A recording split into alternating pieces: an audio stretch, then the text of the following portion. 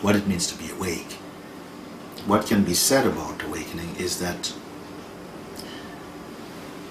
you are not who you have been thinking you are, or who you have been conditioned to believe you are, which is like a certain person, male or female, who has a certain education, has certain parents, believe certain things, or have a certain religion, have dreams, have memories, and who have a strong sense of their identity based in memory.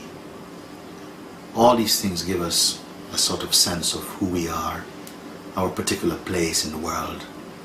There's something deeper than personality or behind the mind itself, which is not our thinking being. The mind is like our thinking aspect or thinking being. One who is awake is totally at one with this awareness, which is independent of the thinking mind. It's a state of pure being. It is not a state of doing, but a state of complete awareness. Now, awareness cannot really be described, but all descriptions and differences and perception appears in awareness. So awareness, it's not an object, it's not a thing, it cannot be studied, because everything else happens in awareness and passes through awareness. If we have a thought about ourselves, about ideas, about who we are, they are like clouds, they're not permanent, they're constantly changing. And there is a truth inside ourselves which is not changing. It does not need to change. It's beyond what is changeful or what is not changeful. It's a space of perfect balance, and I don't want to use many words about it because there's no words in it. It's the perfect being, and all human beings, all living beings, they appear from this place, this source. So awakening means to be completely aware and awake to this truth. Not as a thought, not as philosophy, not as belief, but as direct experience. So this is what is called awakening. The opportunity and the challenge for a human being is to go beyond the conditioned identity that I am the body, and to realize that I am the being. When we make that step to realize that I am the being, I am the spirit, and I'm not the form, then tremendous joy and peace come again to ourselves, and there's a natural joy inside and an openness to share this understanding with other beings.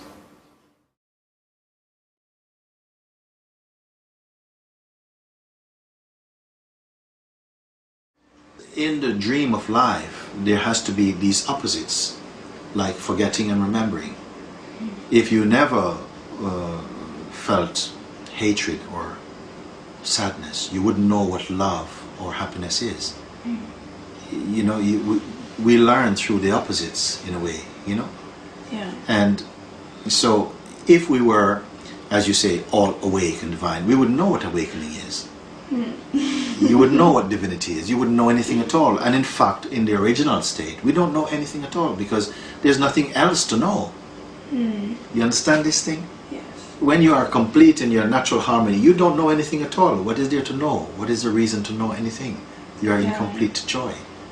You see? When you're happy, you don't want to know anything. You're just happy. You see? When you're sad, you want to know a lot of things. When we are in a state of suffering and pain or something like this, then these questions come, you know, why should we suffer like this? You see? When we are having fun, we don't have this question. We are quite happy to keep on having fun in a way.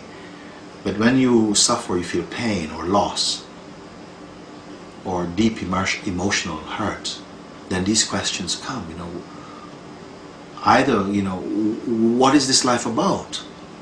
Why are we here? This taste for experience is part of the, you may call it, the divine play, because we love experiencing. We love the contrast. We love also the uncertainty of experience. We love the lows and the highs of experience. We love all of this. It's part of the game and the play, the taste of experiencing. It seems like some human beings seem to forget so completely. They don't have any interest at all Myself also, at one time, I was never interested in awakening, not interested in things like this. I had other interest, but not about this. So where did this interest come from? That's all. So in the same way that it arose inside my own heart and somehow came to the place where it is now, that there's a peace within me, in my heart, a peace in my mind, that is not a peace about something. It has no reason even. It's just a peace and a joy and a silence and space.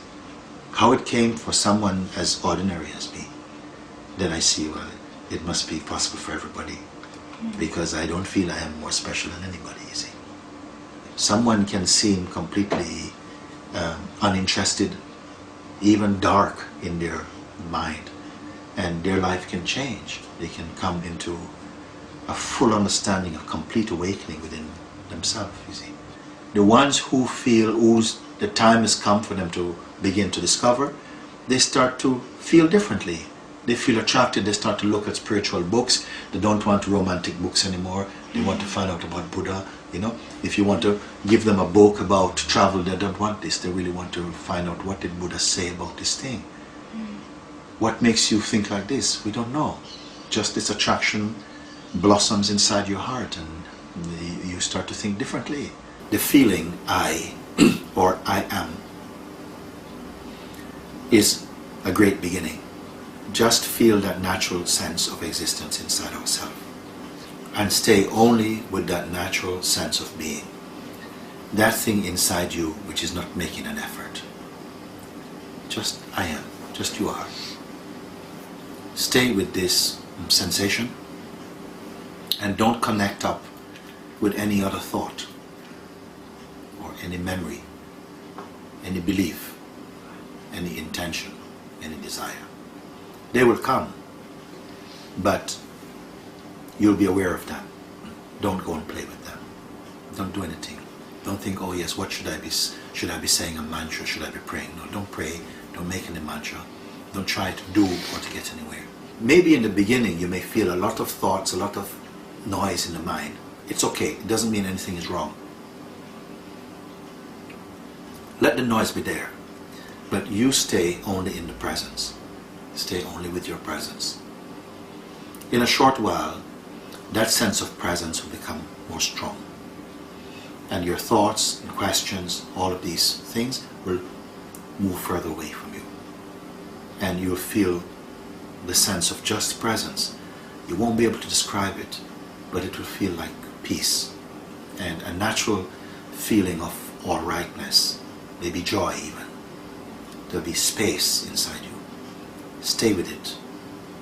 And after 7-10 minutes, you may open your eyes, take a nice breath, and go about your life. Do this. In the evening, if you can do the same thing again. 7 or 10 minutes you can do. Make a little habit of it. It's not a new religion.